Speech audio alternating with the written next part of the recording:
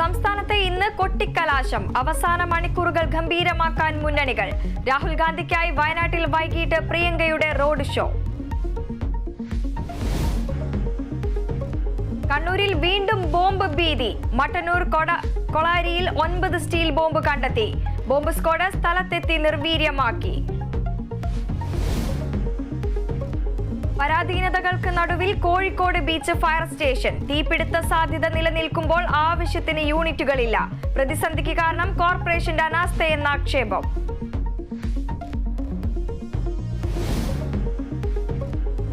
കരുവന്നൂർ കേസിൽ MM വർഗീസ് ഇന്ന് ഹാജരായേക്കില്ല. ED കോടതിയെ സമീപിച്ചേക്കും. EDയുടെ നിർദ്ദേശം രാവിലെ 10:30 കൊച്ചിയിലെ ഓഫീസിലെത്താൻ.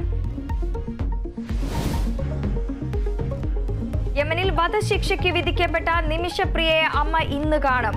പ്രേമകുമാരി മകളെ കാണുക 11 വർഷങ്ങൾക്ക് ശേഷം. കൊല്ലപ്പെട്ട യമൻ പൗരന്റെ കുടുംബാംഗങ്ങളുമായി ചർച്ചയ്ക്ക് ശ്രമം.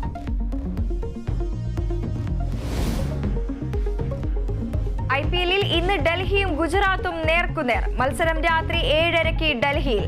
പോയിന്റ് നില മെച്ചപ്പെടുത്താൻ ടീമുകൾ.